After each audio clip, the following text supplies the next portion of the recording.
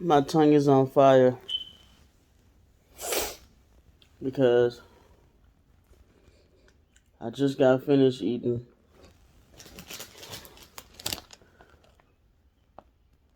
some Doritos. This and the spicy chili is the only kind I can eat. I drank some Tampico and my mouth is still on fire, so I gotta deal with it. Why I'm eating Doritos at 5 o'clock in the morning? Because I had 2 peanut butter sandwiches and was still hungry. Why I was eating peanut butter sandwiches early in the morning? Because I've been up looking at cooking videos on YouTube all night. While I was looking at cooking videos on YouTube all night, I was bored. Um, Now China's nice and sleep. I keep telling her to go to the office, tell them doggone people about the alarm, because my butt be sleep during the day, but I don't know what the hell happened. Well, I'm probably gonna, I gotta try to force myself to stay up today. I'll try to take a mini nap and wake up when I can, set an alarm. Because people keep ripping on me and talking about me and my smoke alarm. Because she took it to loose. Damn thing just keep beeping.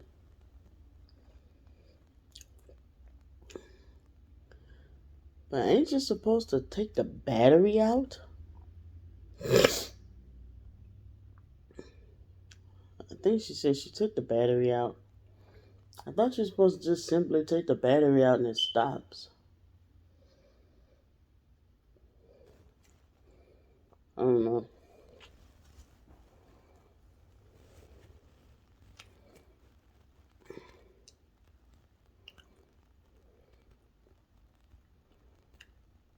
Dang, man.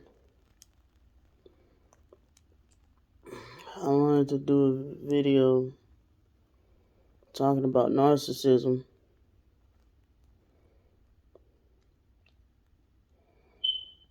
But I don't know where to start or how to go about it because I wanted to talk about the characteristics of narcissism and narcissism itself, not directly people.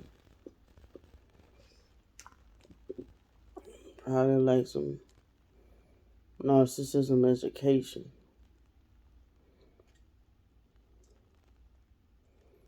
Like I said, like 95% of the time I be pressing the camera, I just hit the camera and go. The fucking alarm is distracting me. So I don't know.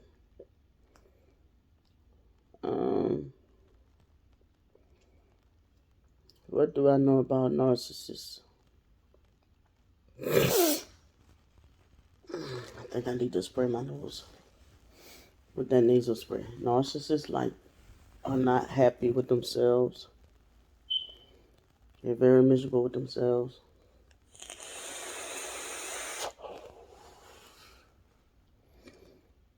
And you find that they're miserable with themselves when they copy you.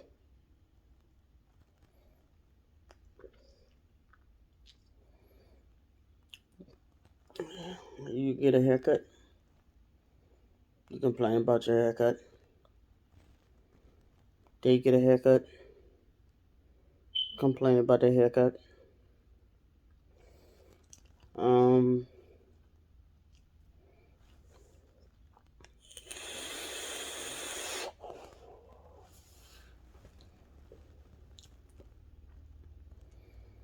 Narcissist blames everything on you.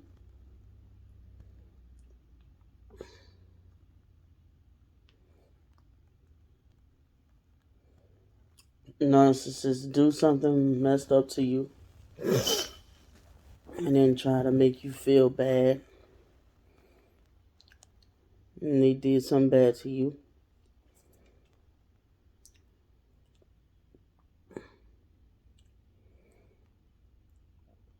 to have you apologizing for stuff you didn't really do, or try to convince you that it's something you did that made them do something fucked up to them.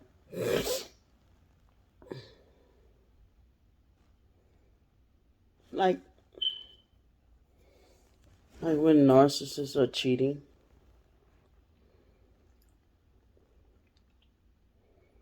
um, sometimes they'll like it's nothing you did wrong. Say it's nothing you did wrong, and they just sometimes they indirectly let you know that they just fucked up.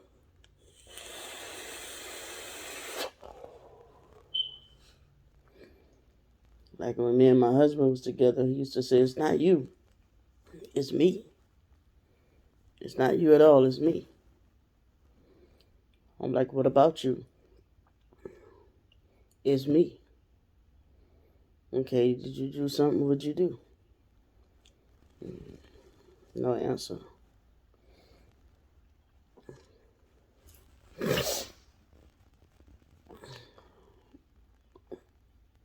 Narcissists, they hate themselves so much.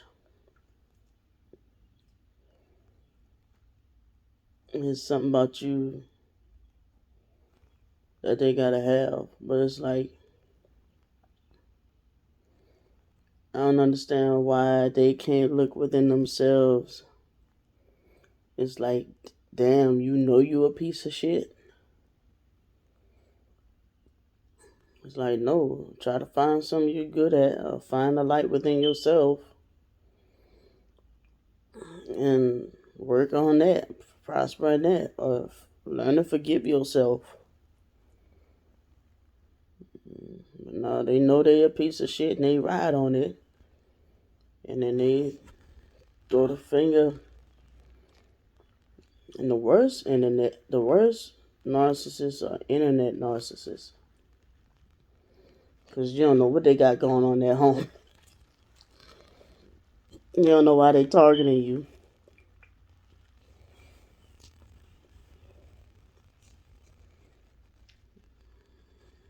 Um, what I mean by targeting is any type of targeting. You don't know why they keep picking you to fuck with. Like they might see you as an easy target to bully, cyberbully, or whatever. And they're the worst ones because people might say, it's easy to just block them. No, motherfuckers, they create fake pages and do all kind of crazy shit and stalker shit. But it depends in real life. Like sometimes if you have children with a narcissist, it's hard to get away from them sometimes.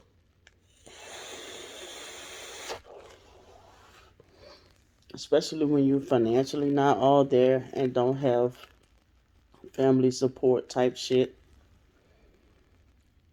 I'm looking at like the spectrum of what all people that deal with narcissists go through. Like I've seen where people feel trapped dealing with narcissists. You know what I'm saying? Are they a child? Like me, I tried to run away a couple of times, and being that I was a foster child, and the, some of the police, some couple of times that found me was related to my foster mama, and they always was the ones that found me. There was no running away. It was no getting away. And I'm not gonna say what I said when I found out that man passed away either. But just know I didn't cry. I hated that man. He was a police officer. Every time we tried to call the police to report that my foster mom was abusing us, he was the one that came to the call. Every time we tried to run away, Candy probably remember that man's name. I don't remember. He was the one that came to the call. I was like, man, what's it with this damn dude with the orange, drive an orange Avalanche with this doggone Jerry curl? I couldn't stand that man.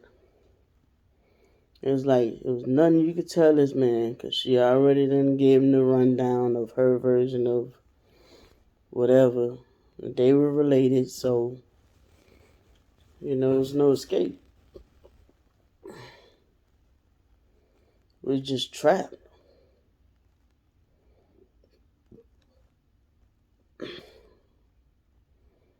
But it was a no-win situation anyway, when you look at what we're going through now with our biological family anyway. It probably was a no-win situation if we'd escaped to run our biological family. But, one time I was just trying to run away to be with the person I had my first real sexual intimate relationship with. It was a female, my senior year in high school. I was trying to get away. That girl mama was an alcoholic, and she was using the shit out of me for money. And she used to beat on that girl, but I used to be intervening. And that girl used to beat the hell out of me, but to me, it was like catch 22, but it was like, I'd rather deal with it from a bitch off the streets than somebody I expected to care about me and love me. It's just, and one thing I was always told too, it's a cold world out here. Ain't nobody gonna give you the world on a silver platter. Ain't nobody gonna hand you anything. Ain't nobody gonna wait on you hand and foot. I always had the mentality that you want shit done, you gotta get it done on your own. That's why I do get depressed right now. Having to rely on people to help me and being disabled, I get frustrated, man. I really do, because I never been in this predicament before. I never been this big before. Never been in this predicament before. I'm used to getting shit done on my own. I'm not used to waiting on people hand and foot for to get stuff done, because then you gotta wait till they ready to do stuff. No, I'm not patient for that. And then that give people an opportunity to control you. That's why I already knew like not to accept money from men, as a kid. Because then that give them an opportunity to control you and say what they did for you, and then it's like, I own you. No. When I was younger, you know what I'm saying?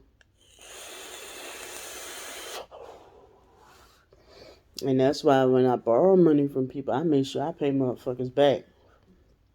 Kind of hard to do that with bill collectors, like talking about it, but when it comes to borrowing money from people, or borrowing stuff from people, I make sure I get them whatever back, because you ain't finna say I owe you a damn thing. You're not finna say that you own me, or you gonna treat me any kind of way because you doing for me, or act like I need you. No, bump that. You got me screwed up.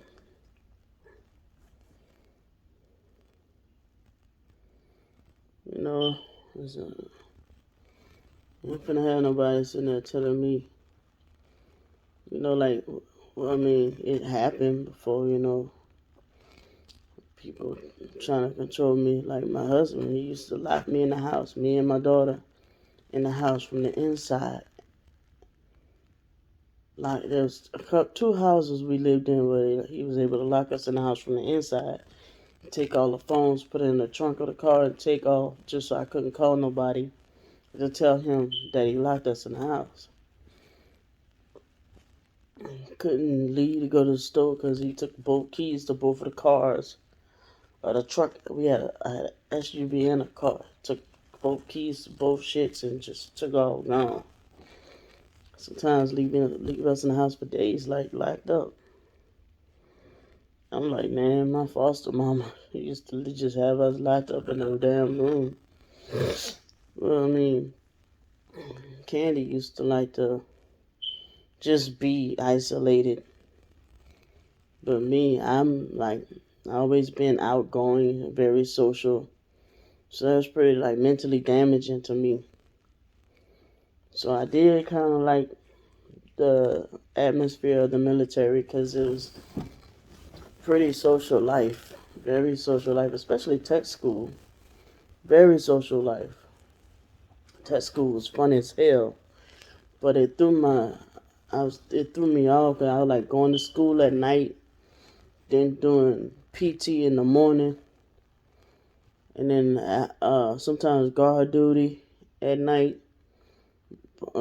If I wasn't going to school, computer school, and I ain't gonna lie, them computer classes was hard as shit, but I passed it with a B. I kind of remember a little bit of getting that award or graduating that computer class a little bit. Man, I was sitting there drinking coffee to try to stay up. And one day they thought I was dead. Because that's when I discovered coffee does not keep you well. Coffee does the opposite. That's when I learned that coffee is not good for me. Yeah, man. Narcissists hate you because they feel like you are the person they should be, I guess. hmm I just know that with my husband, I saw that there was a lot of self-hate. My foster mama, mm, some of my siblings, a lot of self-hate. A couple of my exes. But some of them too, some of them they know they good. Some of them know they nice looking or know they got this and that. They just have an obsession with power. They have an obsession. They get a thrill out of hurting other people. It's a sick, twisted thing to do.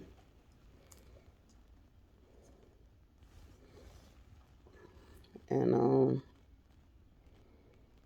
it's just demonic, really. Just a demonic thing to do. To just get a thrill out of just watching a person just fall on their face.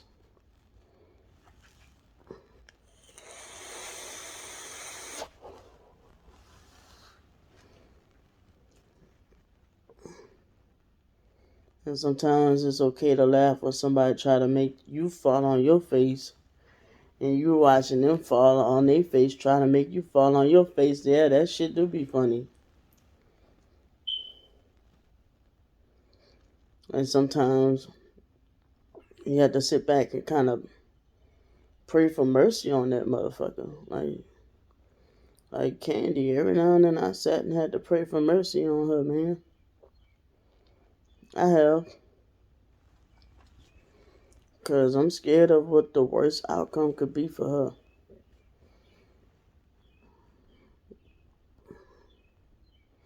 Even though she done a lot of fucked up things to me. Every now and then I get real pissed off. But then I have to go turn around and pray because what she's doing, the outcome can't be too pretty. So I be sitting there every now and then praying because it's not just me that she's, lying on and slandering and fucking with. And I don't know, I don't understand this little backwards world she live in, where she'll fuck with somebody, like with the thought of that they're fucking with her, she'll fuck with them first, and then say that they're doing something to her. And it almost sounds believable, but that's how narcissists do, though. That's how my whole family is. Foster family is too. Almost sound believable if you didn't know her, and then you get to know her, and then you start discovering that, oh, this shit's baloney. Yeah. If you get to know me well, you know that I actually do still love my kids. I mean, I got my kids tatted on my arm. You know. Um,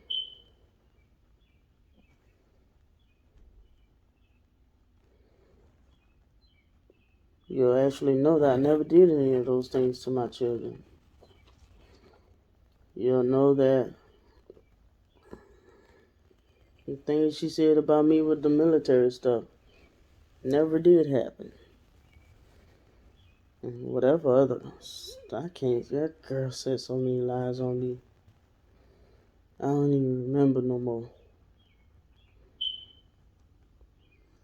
And you get to know me, you get to know her.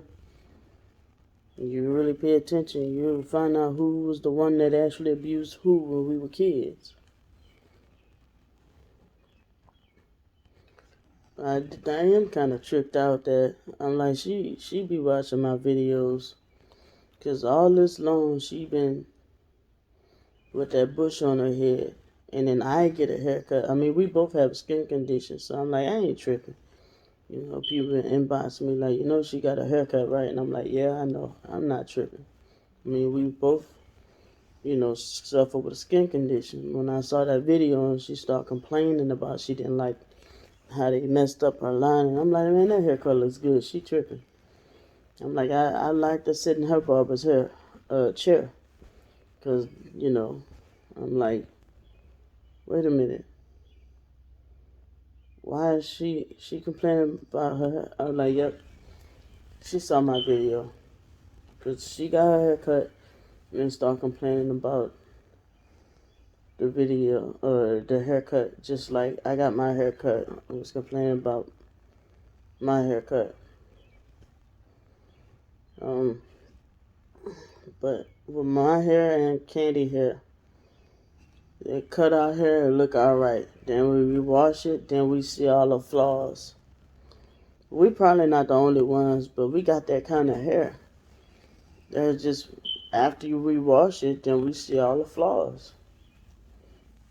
You can't, like, especially if they try to do a certain kind of lining, then we brush it or wash it, and then that's, like, I used to, when I used to have clippers, I used to go to a barber, and then I wash my hair, I see where they fuck up, and I can go back and kind of correct whatever they fucked up. But sometimes if they push my lining too far back, oh yes, I've been to barbers where they push my lining too far back and all kind of crazy shit. I can't fuck with it. But there have been times when I've been out here and I've been to one barber and got pissed off and had to go to another barber. Or I went back to that barber and said, you fucked up my hair. They fucked up my hair even more. I had to go to another barber and had them cut it all off. Yeah.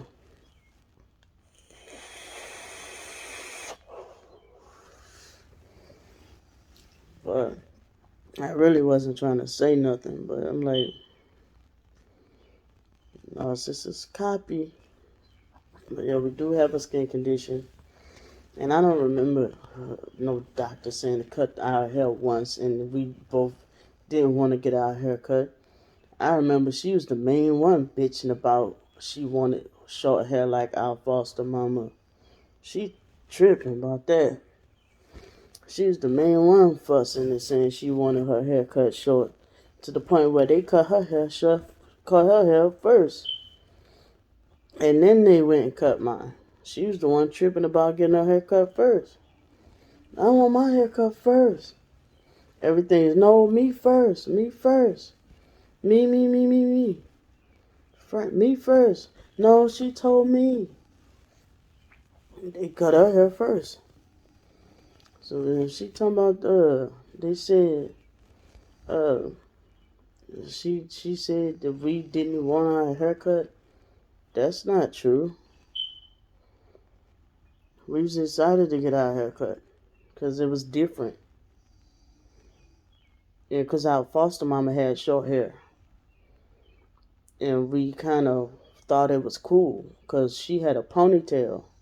She had a flat top with a ponytail, and we wanted that ponytail. We wanted our haircut with that ponytail. And that's why we both got our haircut.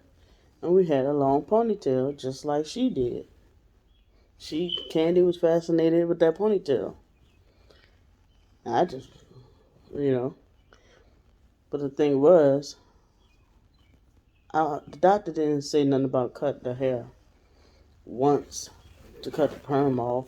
I heard my foster mama tell it different. I heard my foster mama say to cut our hair because it'll be easier to manage. So,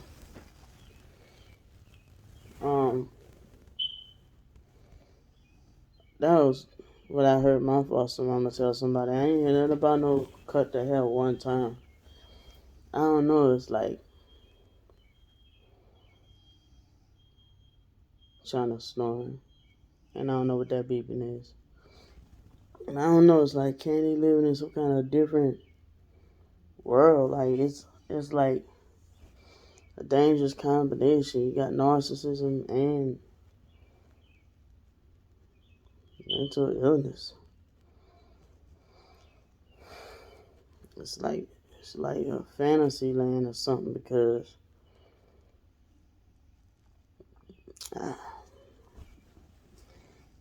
I sit there. There's this lady the other day feeding the homeless, and she's gonna be feeding the homeless in Pensacola this weekend. And I'm like, I buy LA seasonings all the time, and I'm like, man, I know what I did. I know what I didn't do. I know that I put it out there to ask her to come stay with me. She said no. And now this is the result. But the way things are going with the family, it probably wouldn't have been the best idea for her to stay with any of them either. Not necessarily even on her end, but on their end as well as her end. They just wouldn't have meshed. They would have clashed. So, especially you would have known like who would have been telling the truth about if anything she would have gotten into it with them, you would have known who was telling the truth.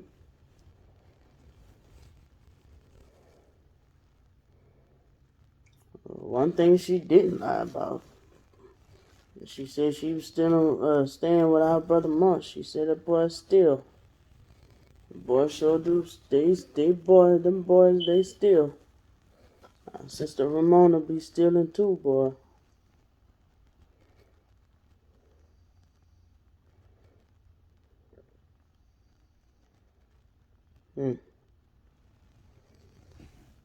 It's just entitled. All of them.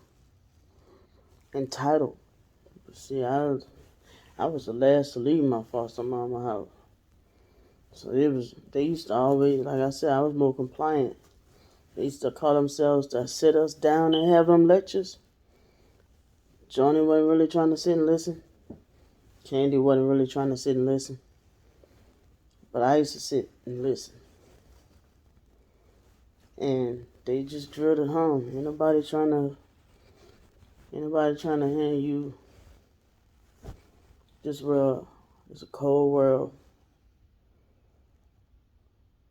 Ain't nobody finna. I mean, they said it to me mean, and then their main gripe was that me and Candy couldn't accept constructive criticism. But our argument was, well, look how y'all say it. Of course, we're not gonna accept it because you're not saying it so nice. But I guess it's like, no matter how you got the message, did you get the message? Ain't nobody finna hand you this world on no silver spoon. Don't nobody fucking owe you a damn thing.